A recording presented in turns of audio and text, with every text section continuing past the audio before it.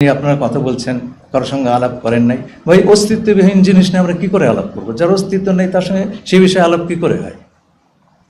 আর আরেকটা কথা আপনারা শুনেছেন আমার জাতীয়তা নিয়ে, আমার একটাই ন্যাশনালিটি, সিটিজেনশিপ, বাংলাদেশের সিটিজেনশিপ। আমি এখানে আসার আগে আমার পরিবারের সঙ্গে আমেরিকায় থেকেছি, কিন্তু আমার কোনো আমেরিকান পাসপোর্ট নাই।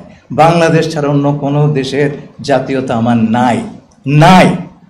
এখন আমাকে যদি বলা হয় যে আপনি জাস্ট বিকজ কেবলমাত্র আমি আমেরিকায় থেকেছি বলে যদি আমাকে বলা হয় আপনি বিদেশি নাগরিক, তাহলে তো কালকে তারেক রহমান সাহেবকে সেই কথা বলতে হয়। এটা তো আমি আবেদন করবো আপনার বুঝে শুনে কথা বলবেন। আমাকে যদি আপনার ঢিল করেন, সেই ঢিল কিন্তু অন্যর ওপর গিয়ে পড়তে পারে।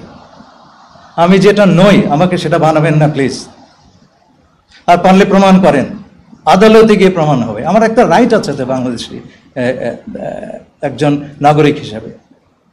আপনারা যদি সেই রাইটটা রেসপেক্ট না করেন, আমি আপনাদের বলছি না, যে কথাগুলি উঠেছে সেটা খুব দুঃখজনক হবে। সেই কথাটি তাহলে যে কোনো লোকের উপর প্রযোজ্য হবে। সেই এলাকায় আমি তো জানি না জাতিসংঘ কোন দেশের সঙ্গে কার আলাপ হচ্ছে, আমাকে বলবে কেন, তাই না? কিন্তু আমরা বুঝতে পারছি যে অন্য কোনো চ্যালেঞ্জ নাই।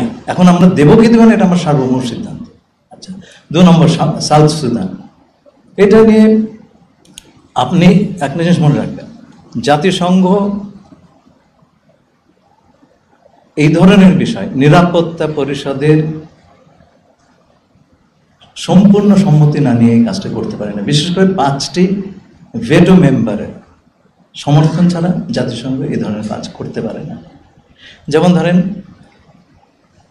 ইরাক কুয়েত যুদ্ধের সময় ইরাক ঢুকে পড়েছিল কুয়েতে, তারা ফেরত যাচ্ছে না। জাতিসংঘর নিরাপত্তা পরিষদে সবগুলো সদস্যের সম্মতি নিয়ে সিদ্ধান্ত হলো একটি জাতিসংঘ বাহিনী সেখানে যুদ্ধে অবতীর্ণ হয়ে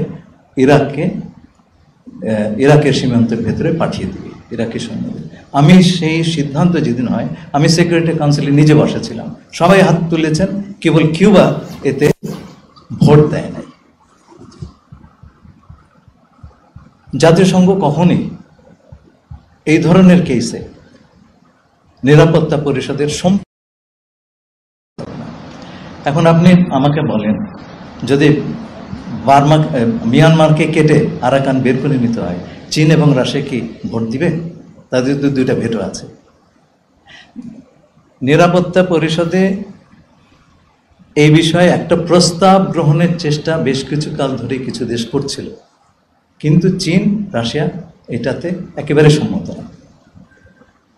আমি বলছি না রাখাইনকে কেটে দাও, আমি বলছি রাখাইন যে মানবিক অবস্থা সেইটা নিয়ে একটা রেজলিউশন বা একটা ডিসিশন নিরাপত্তা পরিষদে নেওয়ার চেষ্টা করেছিল, কিন্তু বিভিন্ন দেশ সেইটার সমর্থন চীন এবং রাশিয়া দেয় নাই। তো এগুলো করা সম্ভব না যদি জাতিসংঘের নিরাপত্তা পরিষদের সকল সদস্য